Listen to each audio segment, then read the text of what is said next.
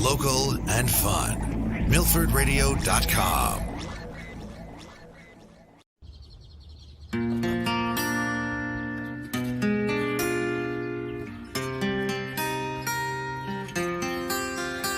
Blame it all on bad poop. Now there's nothing to do but day drink until it all ends. My crew can't come near. I'm social distancing here. Am I losing my mind? Well, that depends. Made new friends with my broom and my Dyson vac too. Turns out Swiffer can pour a mean drink. This shovel ain't bad, but hogs the covers in bed. I love them, but man, it's a shame. 'Cause I had real friends before COVID. Didn't have to pretend that this ball I'm holding's real name is Shane. What's up, Shane? It just ain't the same. I remember when we could be together. We could high five hands without Purell leather. Oh, I had real friends before COVID.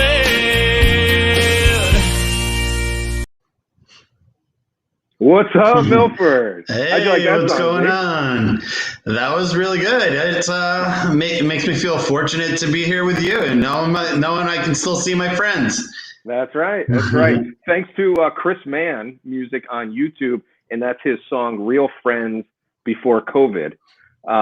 Hey Zeke, last week was a great show. We had the superintendent of Milford, Connecticut on, Dr. Anna Kataya.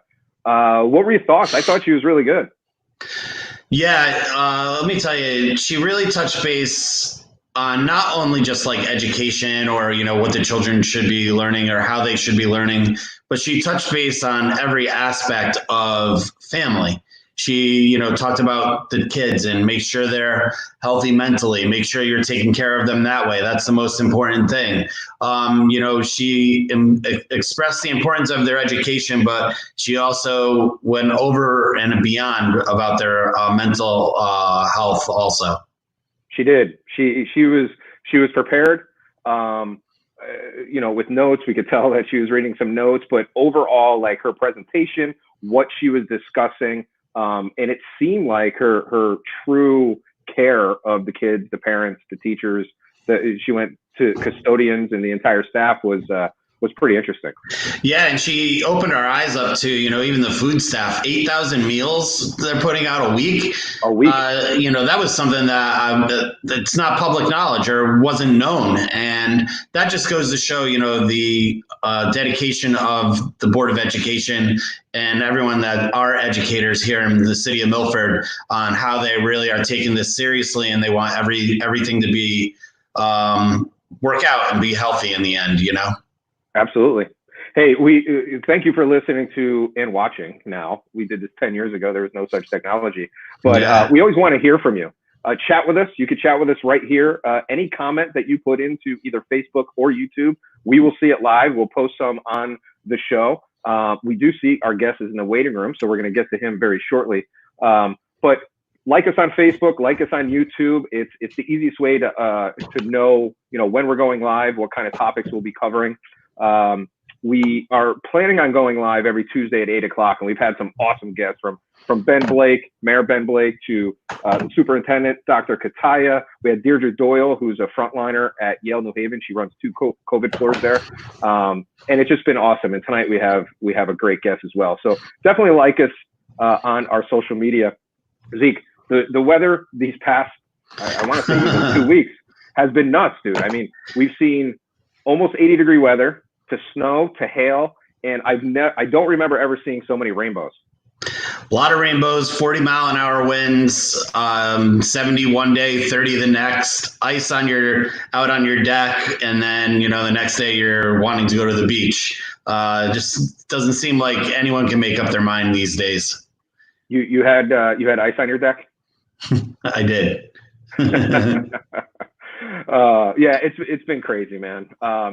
So a quick shout out to a friend who's listening. He's actually in Missouri right now. He was a Milford resident for years, good friends with him. Then he moved to Colorado. Right now he's in Missouri, and he's listening tonight on Milford Radio. And so thanks for listening, Carl. Q, thank you. Myself, TV, and Jay Horn. We're going to be missing you at the Crease this summer, but we'll see you on the next Zoom. And thanks for listening. And I know we have people in New York and not just in Milford listening to tonight, and we'll be catching up at a later time. So thanks for all the people. We've been averaging, Zeke, probably over 1,000 people per show. Obviously not live, but between YouTube and Facebook, it's been I've been pretty happy with the turnout. Yeah, I would say that's a pretty successful comeback after 10 years. And the fact that we decided that we were going to start doing the show again about a week before, it doesn't seem like we missed a beat. I know, which is kind of scary. So really quick, you notice here that it's just Zeke and I, right? And there's a reason why Heise is not here tonight. It's unacceptable for Milford Radio says it's unacceptable that he's not here. But just kidding. Chris is actually celebrating the 40th birthday of his beautiful wife, Elizabeth. So happy birthday, Elizabeth. Happy birthday. We love you. We love both of you guys. And how do I do that? You go this way. You gotta pick his ear. It's like backwards, Zeke. Yeah. It's all messed up. So happy birthday to Elizabeth. Chris, we miss you, but completely understand, and hopefully you're enjoying your time together. Yeah, happy 40th, Elizabeth. So speaking of birthdays, what are your thoughts on this whole blowing out candles? Do you think that's still going to be going? Basically, whether it's an adult or a kid who's just nasty. Like, I think during COVID, we realized that every other human being besides yourself is disgusting and gross. So they have to blow out candles and spit all over a cake. And then we just cut it up and we give it to our loved ones. Right. Yeah. I think I'm going to start a business that's going to be a cake protector with candles on it. So you just kind of put it over the cake, and then they blow out on the plastic piece, and then you take it and you throw it away. That's good. COVID cake protector. COVID cake protector. I think that's a thing of the past. If you think about it, like people used to put if you're turning 30, they put 30 candles on the cake. Now you just go to the dollar store and you buy a 3 and a 0. And you put that on. So there's fewer candles now, but you're still spitting on the cake. I think that's a thing of the past. It is, just like hugging and handshaking, and I think I'm going to go straight to the hello, Mr. Zeke. Thank you. I'll go right to the bow. Yeah. Cool. Hey, so Mark, we've talked about this a little bit, but Milford now has a reopen Milford Advisory Group. Yeah. Julie Nash, she's our economic development director, along with Pam Stanesky, the executive director of the Milford Regional Chamber of Commerce, will be serving as liaisons and administrators of the new reopened Milford Advisory Group. The advisors on this group are in manufacturing. We have John Schold, Swiss Tech Machinery America. On the retail side, we have Ken Sturba, CRRP Centennial. Healthcare, we have Dr. Clifford Kramer. In the financial aspects, we have Robert Cray, Vice President of Patriot Bank. For the restaurants, we have Alina Fusco, owner of Foundry of Bin 100 Restaurants. Love it. Great restaurant. And on the real estate side, we have Al Frank, president of Advisora. So they're all putting, their efforts together to make sure that, we're safe and they have their ways to go about reopening. Yeah, I was hoping that they were going to call it a task force, because I think the word task force is pretty cool. They need like a Dr. Fauci type person sitting in there and really get into it, and maybe someone yelling at one of the reporters. Ben just sit down. What are you doing? If you go to the patch, there's an article and a couple of quotes from them. It says, in order to offer continuity and consistency with state and local orders, we have established The Reopen Milford Advisory Group. The mission of the group is to safely reopen industry in Milford by 1, communicating information from and to various industries and providing information to those industries of state and local guidelines. 2, assembling key industry sectors and stakeholders. And 3, planning a safe reopening for Milford to include safety strategy and confidence in the marketplace. So it's a really big responsibility. It takes a lot of work. It is, absolutely. I know our guest is waiting, and I know he enjoys going to bed at a decent hour. So I want to get to him. Sponsoring our guest tonight. Believe it or not, Zeke, we have a sponsor. Nice. It's an unpaid sponsor. Okay. It's a 1-year-old business that's based right here in Milford, Connecticut. It turns out to be my wife's company and her partner Monica's. This school year, as you know, has been a little crazy. Room 17 summer math camp has gone virtual, and they're going to be offering some awesome services over the summer. It's not like what the kids are doing currently in school. It's a combo of games, fun, very short online time, and the goal is to keep your grade 1 through 5 kids on task and ready for the next school year. So you can check that out at room17math.com. It's room17math.com. Check it out. It's a very cool service, and it's my wife. So get there and take care of that. Yeah, definitely. So we have a very special guest tonight. He's the man who is always in front of the camera discussing everything to do with Milford Police Department. We're extremely happy to have this interview tonight, and we want to welcome to the show from the Milford Police Department, Officer Michael DeVito. How you doing, Mike? We're doing great. Thanks for joining us tonight. Well, first thing, I have a little bit of bone to pick. It's I listened to the rundown, so I'm following the esteemed superintendent, the mayor, and Deidre. So it's almost like ESPN after 10 episodes of The Last Dance, following around like a JV basketball player. That's where I feel like on this. Yeah, next week we have a juggler and a dancing dog. Yeah, all right. So we got past that, so at least they understand what the expectations are, and we got that out of the way with. That's right. So first of all, we hope that you and your family are safe, and also all the officers in Milford and around the country. Give us a little insight of how are officers doing? I know this is a crazy time. They are frontline as frontline can be. Give us a little insight on that. Yeah, so with fortunately, our chief is he's always ahead of the curve. So when this hit, we go back now to maybe the first week of March when it was just starting to surface here in Connecticut, and he started protocol right away. And of course, there was a little bit of pushback initially, and then so we were been ahead of it right away. And with guys coming in now, we try to keep as many officers as possible out of the building. So we've set up, barriers, and an officer can almost, it's like Little League Baseball. You get out of the car with your parents and you just run on the field and play, no lock. So they could, we have set up down below and outside garages, inside the garage though, where they can come and get their equipment. Then they can go to the locker room and they can just get changed real quick and then go right back out the road. there used to be, like you watch on TV, there's right at the beginning of the shift, you have what is called briefing or roll call, and they go over all what's going on, and that would be 10, 12, 18, 20 people depending on the shift in one room, tight together, being run by one sergeant. So we eliminated that. That was going almost immediately. Go on the road. We'll use our computers to get you information that's vital. We put up barriers inside pretty quickly inside our dispatch and command center because they have to be in the buildings. We try to keep everybody that's on the road, and the people, the administrative and the support staff that are stay in so we don't cross-contaminate if possible. We do a great job vetting our calls. Unless it's an urgent 911 call, we take our time and get as much information as possible, health concerns, travel concerns, where they may or may not been, anybody in the family that may have been sick. So our officers don't walk in blindly, even though at times they still are going to.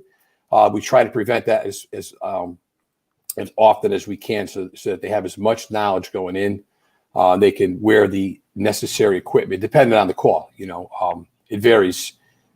There's different levels. Those are some of the things that we've done. We start the day off with completely decontaminating our car. They do, and they as soon as they get their equipment and get dressed, they go out and they spray it all down. They wipe it down. They throw that rag away. The end of the shift, they do the same thing again. And it could be that at 12 o'clock tonight, a guy's going to clean the whole car. And at 12:08, the next guy's going to get in. He's going to do the same thing, but that's okay. And that's what we're trying, from an administrative standpoint, trying to instill that this is all for their good. And what we try to really try to push along is there is some inherent danger in police work. And obviously, Milford's not at the top of that spectrum, but it's certainly not at the bottom either. But those dangers are within the 8 hours of your shift, and you're trained and you're programmed to handle that. This is the silent one, whereas you can bring that danger home to your family, so that really resonates pretty well with the officers when we say, listen, if you guys want to be rogue, you're not allowed.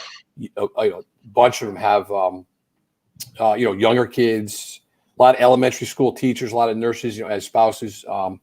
So you don't want to bring this home. And this is why it's a different kind of danger. At the end of the shift, if you've made it through unscathed, in normal circumstances, you change, you go home. This you could bring home. And it's, some kids, some officers, live with their parents, and they're obviously could have, they have a lot, compromised immune system. So they'd have to be overly cautious in that type of situation. Are officers being tested, or is it just temperature, or how far does that go?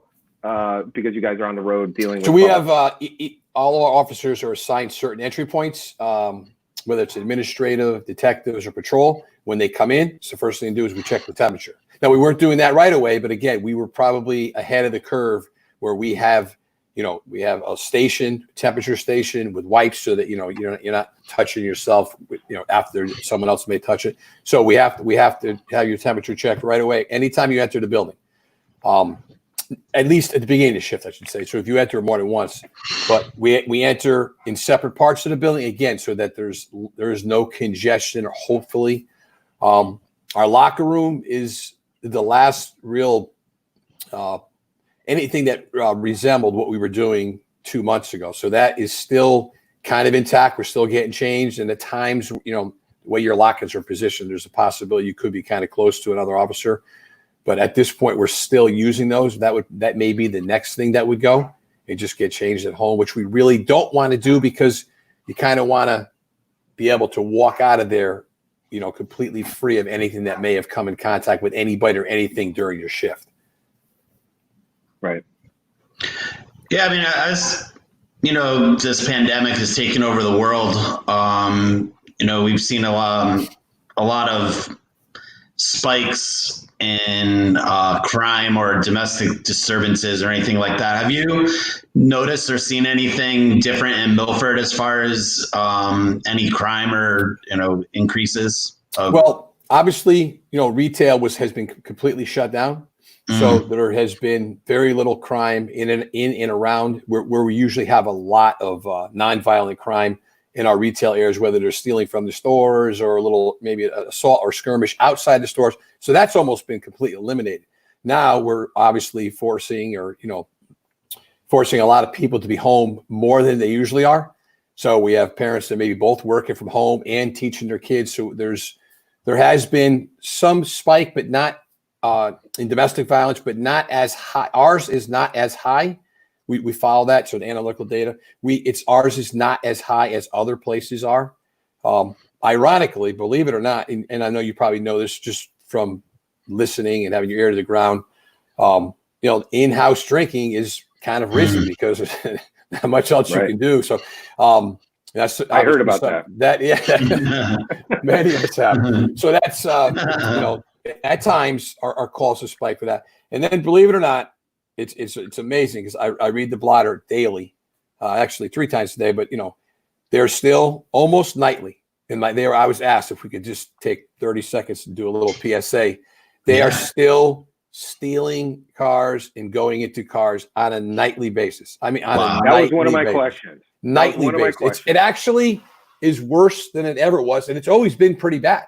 There's a lot of, Milford's a big city geographically, so there's a lot of areas, and we'll, when I say chase them around, obviously not by vehicle because you can't do that, but we'll, follow them around, be chasing them on the east shore and the west shore and the center and then back to the west shore, and pockets all over. And now during this thing, I don't think we've gone a night where we haven't either had a car stolen or we recovered a car, or a lot of times we recovered a stolen car right where they stole another car, and then they went through another half dozen cars and taken items. So we always say, please, lock your cars and hide your valuables and don't leave the keys in the car. I mean, you see the PSAs that are given by by many of the police departments, and they're all the same thing. I mean, there's not a strand of broken glass at any of these crimes. I mean, they're just letting themselves in, and half the time, the fobs are there and off they go.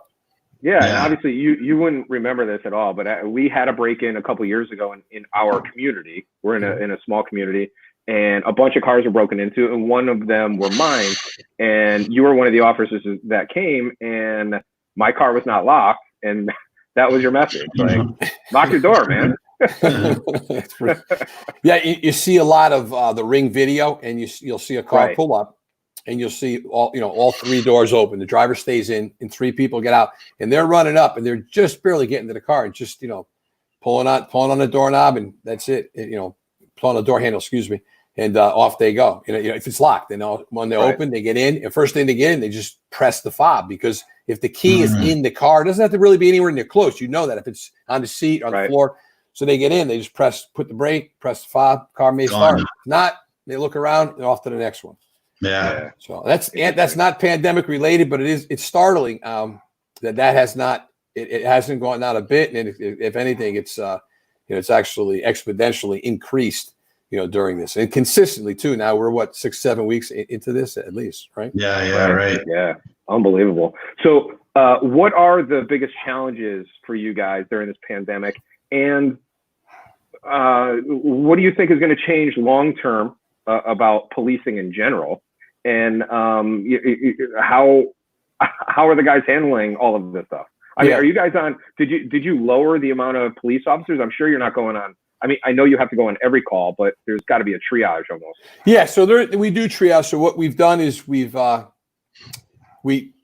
officers that are assigned to inside, and we're not in the dispatch center. So they're down the hallway in separate rooms, and they're the call takers. So that if a call were to come in to the central dispatch area, say, I'd like to see an officer, and it's for a minor thing. Prior to the pandemic, we would roll somebody out there. Talk to them about, their neighbor and them are having a little disagreement or whatever. And now we vet those calls, and if the officer isn't needed, we send it down the hall, and they'll still speak to an officer, on-duty officer, and he or she will handle the call accordingly. Sometimes they may need a little assistance from an officer on the road, maybe to roll out there, maybe to take a statement. But all of our interactions that aren't acute emergencies, we follow the same rules that everyone else does. We keep our distance, we keep our space. We try to follow all the protocol with cleaning ourselves and checking our areas. We try to get people to come out of the house if they can, if the weather is conducive to something like that. Those are things that we're following. And I guess the real question is, how many of these things will stay? And I think briefing is done. I think the screens and the plastic, like the bank teller type plexiglass that separates workstations, I think those are going to stay. We have those down in booking. In where what we call our jail area, a lot of those things will stay, and I think cleaning the car will stay for a long time, and those are good things. It's your office for at least 8 hours, and why not have it be clean? Yeah. I don't know. I don't know about the masks and the gloves and the cleaning solution, how long that will last, but I don't see it going away anytime soon. I mean, our biggest concern as I'm not a parent. I mean, my youngest is just graduated college, so I'm not a parent who's is curious about how we're going to get back to school.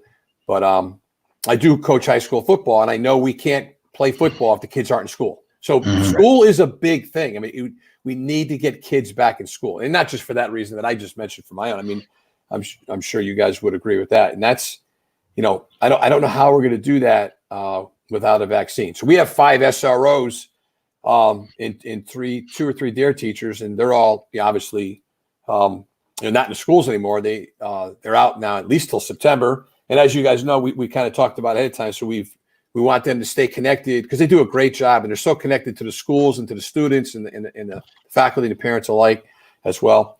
So we're doing that. They're reading the books and badges, or they have a set. Now they're going to go all the way till the middle of June. I guess that's how long school this distant learning will go to. And they have a schedule. They take turns and they read. They read to K through 2, and then they connect K through 5. So it varies. Different age groups. The books obviously are relevant to the age group they're speaking to, and then they're shared on Milford Public Schools YouTube page, and we also share a link on our Facebook page. And I think it's good. And we got a lot of really great responses, so that our officers, they are still still staying in contact with those kids who they usually see every day when school's in session. They do a great job. Go ahead, Zeke. Oh yeah. So overall, what are some major positives that will come out of this, do you think, overall for the safety of the public? And we talked about masks and things like that, but overall, do you think that the Milford Police Force will feel pressure to live up to the standards that are set? I'm curious to see how soon we get back to, large, jam-packed crowds, which, Milford obviously doesn't have, major sporting events. We do host, there are downtown areas during the summertime, especially, that are extremely crowded. Hundreds and hundreds, thousands of people, obviously Oyster Fest and, things like that, where it's just so hard to think where we are right now. That in 2 or 3 months we'll be back to, there's been 30,000 people at least at certain Oyster Fest when a particular band plays they're not wheeling them out there on a wheelchair where they still have a little bit of that, but they'll draw a pretty good, a large crowd. And it's so hard to fathom that. But of course, it's something that we have to approach nationally because people want major college sports in major, NFL and Major League Baseball to resume with fans, and then we're right back at that, jam-packed people, and it's hard. So we'll have to adapt because right now we're getting comfortable, policing wise, with an approach where we're no longer rushing in, and we're really vetting the situation and trying to make sure that everything is safe before we get in. Whereas before we used to do that. So I think when it all shakes out, there'll be some type of happy medium. I don't know. I think we'll get away from this complete, face mask and covering and all that. But I don't think we'll go back to where we were, you guys were mentioned before when I was watching when I was in the backstage. Is that a green room, by the way? Yeah, we'll call it the green room. Okay. All right. So it's green room now. But, we were just talking simple things like when will the handshake come back? It's been part of our, culture for years. And I can't see it coming back soon to the little things like that. Those are we'll have to. You were saying birthday cake, like someone just spitting on a cake. Right. I don't know if that's going to happen again. No, I know. No way, man. Right. We have a congratulations cake waiting for my son right now. So there's no candles. He's not blowing on it. Trust me. All right. So then last question, because I wanted you to get to your son.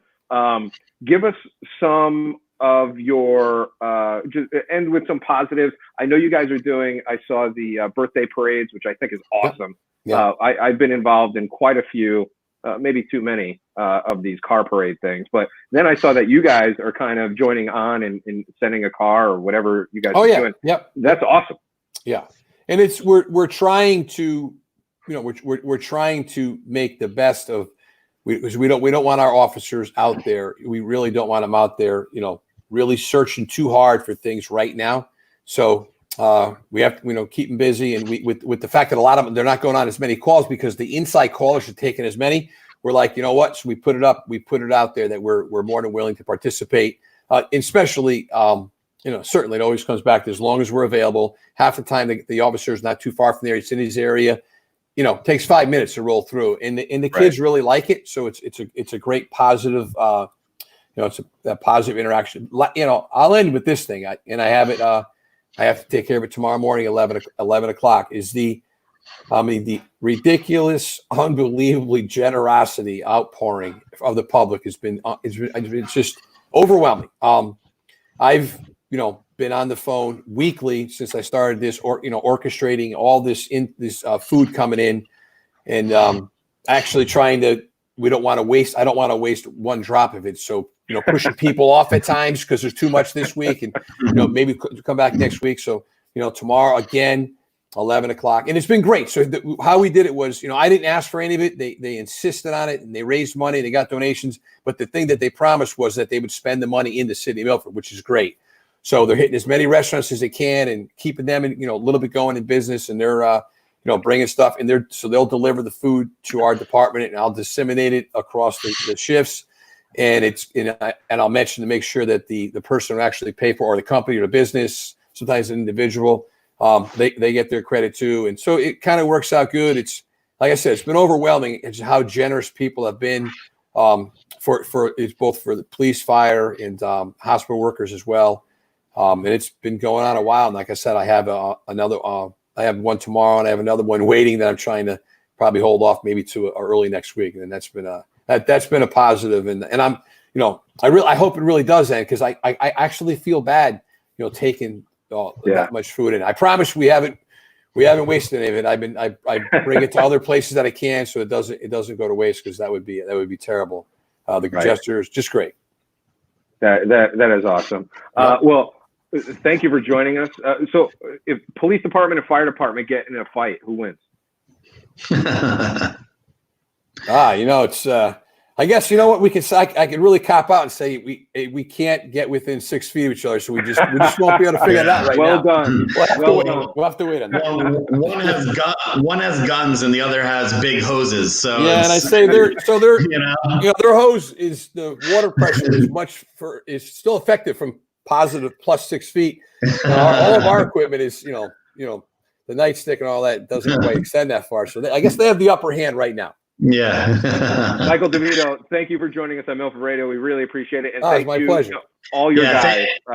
You guys know how to get a hold of me. So anytime you want to do it again, I'll be more than ready to help you out. Awesome. Thanks so much. Awesome. Good night. Take care. All right, thanks. That was pretty awesome. That was Officer Michael DeVito from the Milford Police Department. Zeke, any thoughts on the interview? Yeah, something, there's just a lot. I mean, we've talked about this the last few weeks. There's just so much more that goes on behind the scenes than you even realize. And, to have people like Officer DeVito come in and explain, what they're doing, not only just to protect, the Milford citizens, but also what they're doing to protect each other, cleaning the cars, whether it's 5, 10, 15, or even an hour later, it's just good to know and to see that, they're taking control of the situation. And that they were ahead of the curve, like he was saying, in the beginning of March, they started to implement some, COVID strategies. So it was good. It's great, and I just, I've always had respect for them. My uncle, in the 80s was a Milford police officer, and my nephew is currently a police officer up in Avon, Connecticut. So, I've always had some sort of a in on, police and things like that. So it was really awesome. And we really appreciate his time too. I mean, to come out here and he's getting ready to celebrate with his son. So. Yeah, no, it's pretty awesome. Same thing. My cousin, as you know, is a police officer, and I've always said, being a police officer is, it's a really, really tough job. I mean, you're dealing with a lot of craziness on a daily basis, and then to throw a pandemic on top of that. Like, I still watch Live PD, and it's amazing. The stuff that they have to kind of deal with all the time, and then knowing that I might bring a really bad disease home to my family because of this person I had to deal with. It's a tough job. So we thank Officer DeVito. We thank the entire Milford Police Department and everybody. So thank you so much. All right. So let's get into some additional, actually, a little.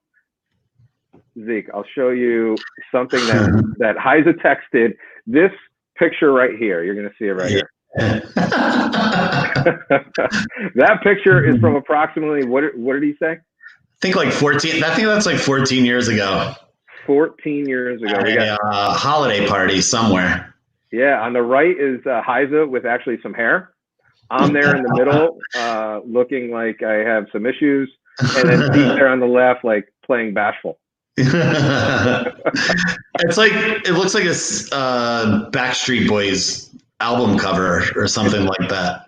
Yeah, but like the one that like didn't sell any records. Oh man, I just said that today, and I was like, oh, we got to get that on the show. Zeke and myself and Heiza, we've known each other for, I don't know, 30 years. Close, yeah. So it's been a long time, so it's always fun doing things like this. So Mother's Day, actually, happy belated Mother's Day to all the moms out there listening. Yes. It was a decent day because the Saturday was what, 20 degrees and snowing. Saturday was, it was freezing. Can you believe that? It was snowing. Like I saw a lot of videos on Facebook and things like that. People were posting of snow. It was nuts. May 10th, May 11th, May 8th, whatever it was. Yeah. One of those days. One of those Saturday, days. Right? Exactly. I want to give a quick shout out to Liberty Rock Tavern, because on Mother's Day, I worked it out with them, and they actually brought their food truck to my house, and we were able to feed, obviously Sarah, my wife, did not have to cook. The neighbors ordered. We had some friends and family that ordered, and it was cool how they did it. So they showed up. They gave me the directions, which is basically like, here's our menu. Have anybody that wants to order text me their order, and then what they did is they allotted times. So they said, I think the truck showed up at 4:00. They needed like a half hour, 45 minutes to set up, and then they, one person would show up at 4:45. They pick up their food and leave. Say hi, we'd wave, social distance, that whole stuff, and then 5:00, someone shows up and they pick up their food. We say hi, and it was super cool how they did it, and everyone got to enjoy the OG chicken sandwich, which is awesome. Oh my God, I freaking love that thing. It's out of control good. Yeah, food trucks are great. I mean, it's an extension of the restaurant, and you can get, sometimes they have specialty items. That chicken sandwich you can get at the restaurant, but it just seems to taste better out of the truck for some reason. I agree. It was awesome. Zeke, we have a call in here. Yeah. You want to see who it is? Yeah, bring it on. Hey. Okay. How you doing? What's up, Chris? Nothing. I have a question for Zeke. Oh man, what's up, man? Nothing, because you were in the medical field at one point. At one point, yeah. Well, last night I had to go to the hospital. I ruptured my tendon. Okay, my question for you is, even though everybody's worried about the coronavirus and everything, what if somebody has a healthcare proxy, or somebody has a person that needs to help them, even though the person does take care of themselves and whatnot? What if they have to have somebody come in with them, and the hospital's not allowing that to happen? Yes, I was thrown to the fire pit by myself last night. So I'm just saying, at the point, I understand that they don't want to spread, but at the same point, it can be a risk there if they don't have that person to help. But I was at the point of almost needing emergency surgery because I have no tendons. So I just want you guys' opinion on that. It's a great question, Chris. I think, when you go to the hospital, if you, besides, the whole entire coronavirus or the COVID-19 is there to stay. I mean, that's their main focus right now. If you go in with, you know, a non-life-threatening injury or a non-life-threatening situation, you know, and it can be handled by one person, especially if you're over the age of 18, they're going to deal with you as a one-on-one basis. I mean, that's just the way it is right now. I mean, to bring more than one person in to a situation that isn't life-threatening is it's just something that is going to be totally avoided now. They're just not going to see you with other people. So, I mean, unfortunately, you know, it kind of stinks because, you know, you're hurt, you're sick, you want someone there with you to comfort you. But in this situation, that's just the way it is now, you know, just go in and it's got to be a one-on-one. Yeah. And Zeke, to that point, I have two kind of situations that have happened recently. One is a very good friend of ours that beat cancer. He kicked its ass. And we're very happy for that. But the end of his cancer treatment happened during the beginning of COVID, where they actually shut down anyone going with him. So when he went for treatment, he would always have his wife or a friend or someone was with him. And then that just eliminated. And that's scary. This guy is very tough and it didn't affect him as much. Then the second situation is my uncle, who we're very close with. Mm-hmm. He has been he's in the hospital currently. He had a fall. He's old. He's not old, but he's in his later 70s. He fell. He got really hurt, broke a bunch of ribs, concussion, the whole thing. He has internal bleeding, and he's in the hospital now. And he's drugged up to avoid some of the pain. And he has other underlying conditions, and no one is there to speak up for him. And I think that's what Chris was talking about. Like, it's really hard to be in a situation where you're kind of, I don't want to say, you're just not in a level to make good decisions or maybe even any decisions. And there's no one even legally allowed to be with you. And that's scary. And that's the other downfall of us going in and, you know, say you are in a bunch of pain. As soon as they give you any sort of painkiller or medication, you can't sign anything. Because you're not making a sound decision. So, you know, 99% of the time, they're going to talk to you prior to doing that and say, look, this is what we can potentially need to do. And they can run down a list of, say, 10 things. And then you can say, yeah, you know, you can go through that list, whatever you need, and you sign away, and then they can take care of you. But the second you have any sort of drug in you or anything that can alter your thoughts, and it doesn't work, you know? Yeah. And, you know, to that point, I literally just got a text from my cousin who basically said he, you know, is not in a place to make a decision. It's going on right now. The text is on my screen. And she said, someone is supposed to call me in the morning and I'll keep you posted. That's devastating for the family. Yeah, you know, my dad, it's not my dad right now, but my cousins, my uncle who's very close, is in the hospital right now, and no one is there to say, hey, he's got this issue, or they'll call you in the morning and see what happens. It's scary. It is, definitely. It's kind of crazy. I do have a twin brother. He lives in Florida. He was just in a motorcycle accident maybe about a month and a half ago, and it was the same situation. He had major surgery, orthopedic surgeries done, and everything. You know, he'd go in on his own and he'd come out on his own. Go in on his own, come out on his own, because no one was allowed into the hospitals. It was pretty tough. You know, the good thing is, you know, we were able to text them and video call them and things like that to kind of give them a face, you know, to give them some comfort. But, you know, I understand it's just not a good situation. No, it's not. And Chris Komsky, thank you for calling in. That was awesome. That was a great question. And it's really relevant. And it was good to see you, man. Yeah, thanks, Komsky. Good to see you, buddy. Yeah. Zeke, I don't know if you saw, but Twitter, did you see the decision they made with their employees today? No, I haven't. No, what's going on? And I think this is going to be something that we're going to start seeing across the country, potentially around the world, is they basically said to all their employees, you now have the choice to work from home forever. Like, we're not forcing you, even when let's say COVID's gone in 2 months from now, you could work from home forever. Wow. And, you know, that's another thing that's going to come out of this, because, you know, the way that business is and the way things work. I mean, I work from home. You know, I mean, I have a bunch of accounts. I have everything I need on my computer. All the sales data that I need as far as sell beer, I have on my computer. I mean, I could literally work from anywhere in the United States. I could go anywhere, Right.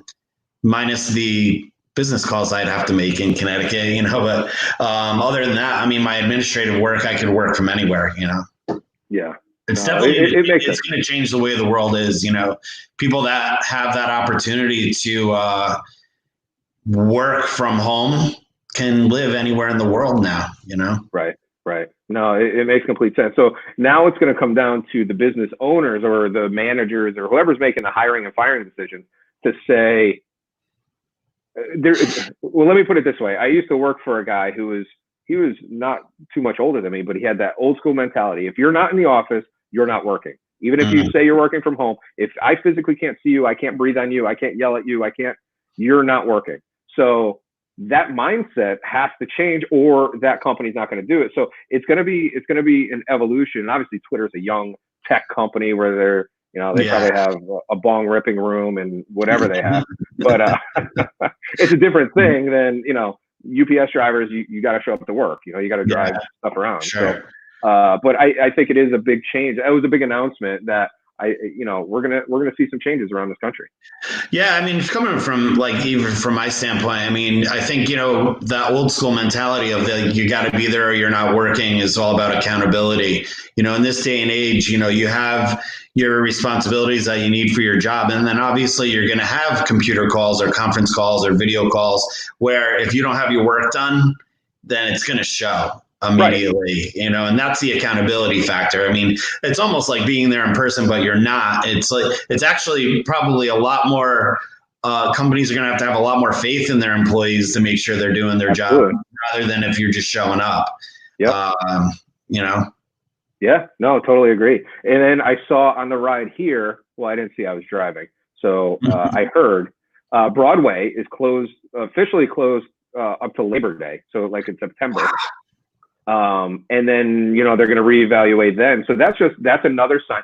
So Zeke, you and I we're big Yankee fans. We're big sports fans in general. I mean, I can't see us having people in a stadium anytime. Oh, and that being said, I heard a rumor, it's not fact yet, but it comes from the state level, the Connecticut state level, is that there's almost 0%, and this is me taking a rumor and then saying it myself, so it's not 100% accurate. Yeah. Is that there's almost 0% chance that kids are going back to school in the fall, in September, without a fully functional vaccine. Wow. There's too much risk to have that many kids. Like Dr. Kataya said, and she has nothing to do with this rumor that I'm mentioning, but she did mention, you remember when we were at Foreign High, when the bell rings, there's hundreds of kids, and then there's a fist fight over there, and then you're bumping into that kid. If there's no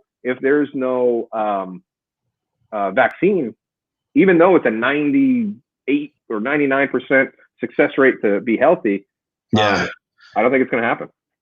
Yeah, I mean, and children and that age are considered high risk. There's people who are 60 and over. And then children, education levels, age children are high risk. So, I mean, it's almost like you can't take that chance. Even if cases go to 0, say in August, and there's no more deaths and everything is positive, without a vaccine and without protecting those two age groups, it doesn't make sense, Right. And then flu season happens again. When flu season spikes, I'm assuming that's when COVID's going to spike too. It seems like a similar type virus, but it's crazy stuff. And what was the other, off of that, going back to school, there was something else I wanted to mention. I just completely blanked on it. We have someone listening from Mississippi. Did you see that? MISSISSIPPI. That's right. Hey, we have another caller here. Yes. This caller came in at the last second of the last show or the show before. Not sure who it is. It says Michael. Let's add him in. Hey, how you doing, Michael? Michael. How are you? How's it going? good. Good. You have anything to say? Okay. Hey, good. Hey. No, Hey, go ahead. Did you have any questions? Yeah, I was wondering if the Orchard Festival is going to happen. As of now, they haven't made an official decision yet. So the answer is not yes and it's not no. I have a feeling in the next couple months they'll make that decision. But right now, it's not a no, so that could be positive. Yeah. All right. We Thanks, hope it happens, but just the way things are going, it's probably not going to happen. It's funny that Officer DeVito brought up, the bands that they had to wheel out onto the stages at the Oyster Festival. I remember when Joan Jett came in, and man, she did not look alive when they brought her out to sing. It was like when he mentioned that, it was like the first thing that came to my mind. I was like, oh my God, Joan Jett. You know who looked good though? I can't remember if it was last year or the year before, but he just passed away. Eddie Money. Eddie Money. Yeah. He's when I like some of his music, and we went. And I'm like, this guy is so old. This is going to be garbage. He was awesome. He had his daughter dancing around, who was beautiful, and he was rocking out. It was very cool. Yeah, it was. So Zeke, we're going to start wrapping up. I don't know if you had any last words. No, not much. I'm just really happy that we've been getting the response from the administration here, the city of Milford, from the mayor to education to police. Hopefully next week we can get another really top-notch person who can give us more insight on what's going on and other aspects of, city of Milford dealing with this. And, other than that, it was great to see you guys again here. And thanks for everyone who was in the giving live comments and calling in. And, it's great. It's always great to be here, So, yeah, thanks a lot.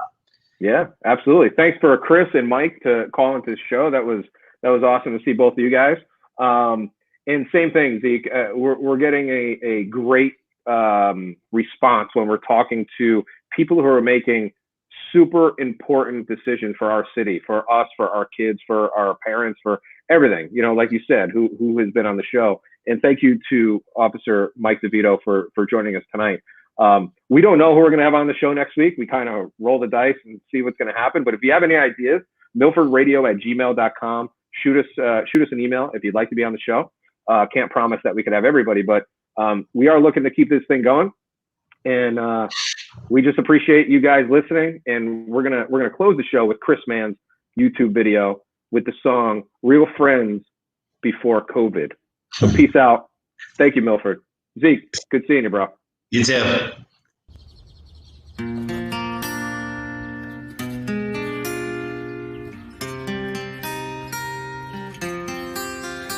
Blame it all on bad poop. Now there's nothing to do but day drink until it all ends. My crew can't come near. I'm social distancing here. Am I losing my mind? Well, that depends. Made new friends with my broom and my Dyson vac too. Turns out Swiffer can pour a mean drink. Miss Shovel ain't bad, but hogs the covers in bed. I love them, but man, it's a shame. 'Cause I had real friends before COVID. Didn't have to pretend that this ball I'm holding's real name is Shane. What's up, Shane? It just ain't the same. I remember when we could be together. We could high-five hands without Purell leather. Oh, I had real friends before COVID. Well, I had my first date, and Alexa was great. In the end, she said it wouldn't last. Then I started to wink at my Peloton screen, but she kept on riding my ass. Tried to hang out with you, but he was kind of a douche, and Lamp was always on the phone. My old CrossFit shirt was a good listener for sure. sick of being alone. 'Cause I had real friends before COVID. Didn't have to pretend that this plant I'm growing can play charades. He sucks every game. Yeah, I remember when we could be together. We could high five hands without Purell leather. Yeah, I had real friends before COVID. Oh, I had real friends before COVID. I could hang out with them out in the open and be okay. And not be afraid. Yeah, I'm missing them while I stay at home. And I'm so sick of planning out my Zoom call. And oh, I had real friends before COVID. 'Cause I had before